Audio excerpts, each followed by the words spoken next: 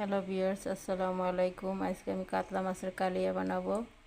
তাই এখানে আমি 7 থেকে 8 পিস কাতলা মাছ নিয়েছি, একটা মাছের মাথা। প্রথমে আমি হলুদ, লবণ আর লেবু এটা দিয়ে মাখিয়ে নিয়েছি। এখন আমি এটার ভিতরে আদা রসুন বাটা আর কাঁচামরিচ বাটা এটা দিব। তারপরে দিব সরিষার তেল সামান্য। এটা দিয়ে আমি সুন্দর করে এখন মাখিয়ে নেব।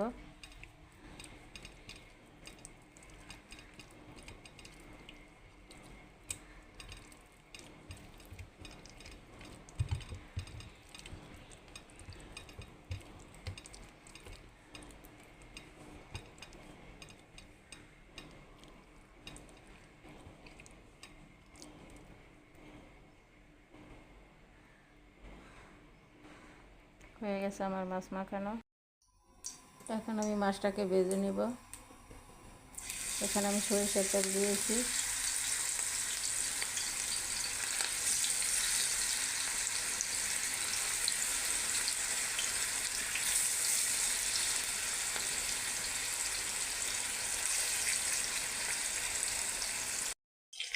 এখন এই মাছটাকে উল্টাই দেব।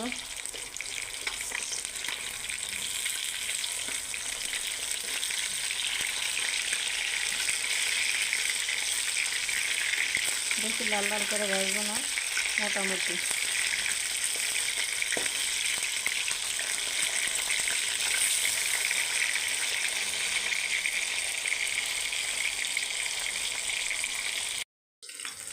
মাছ ভাজা হয়ে গেছে, এখন তুলে নেব।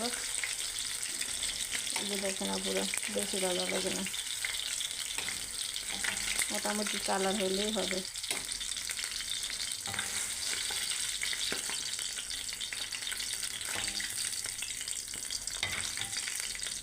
এখন আমি বাকি মাছগুলো দিয়ে দেব।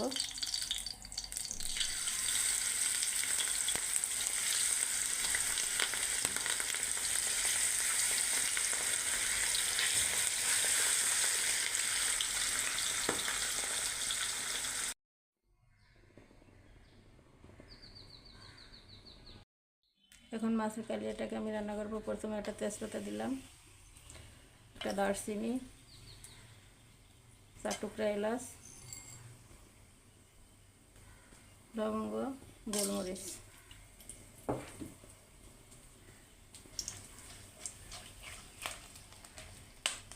এখন আমি এটার ভিতরে কিছু পেঁয়াজ দিয়ে দিব।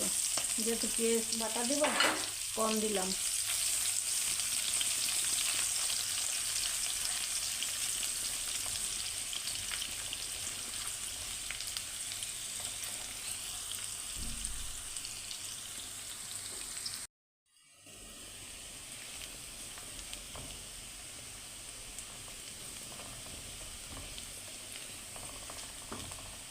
এখানে আমি এখন একটু হালকা চিনি দিয়ে দেবো, পেঁয়াজটা ভালো কালার আসার জন্য।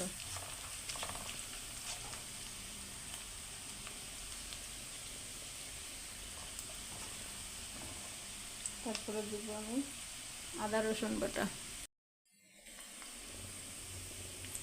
এখানে আমি আদা রসুন বাটা দিলাম।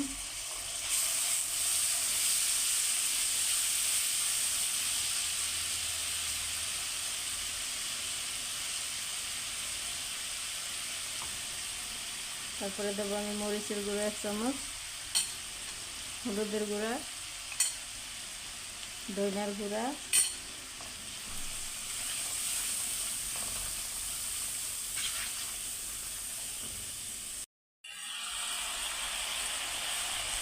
লবণ, জিরার গুঁড়া। তারপরে এখানে পেঁয়াজ বাটা আর কাঁচামরিচ বাটা।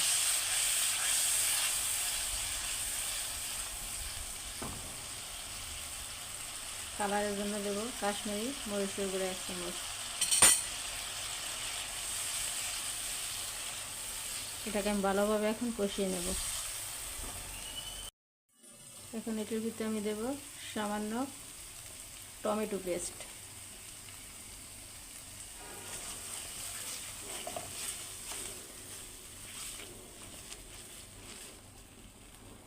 এখন দিব টক দই, আমি আগে থেকেই ফেটে রেখেছি।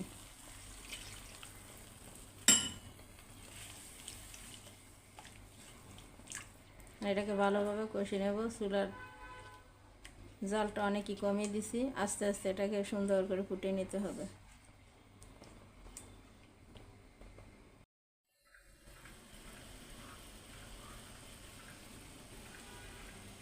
এখন আমি এক এক করে আমার সব মাছগুলো দিয়ে দিব।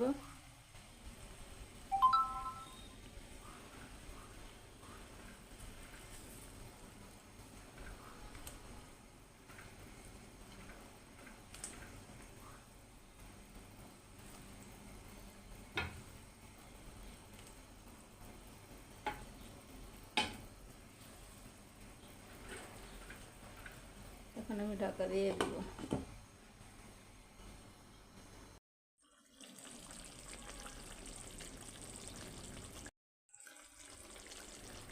এখন আমি জিরার গুঁড়ো দিয়ে দেব,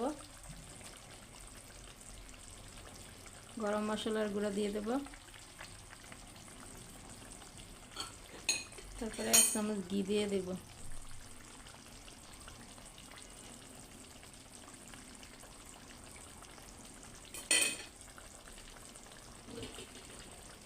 হয়ে গেছে আমার কাতলা কালিয়া রান্না।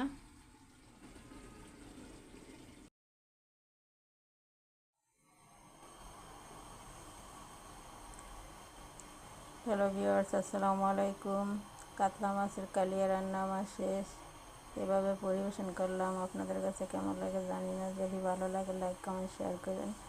আসসালামু আলাইকুম।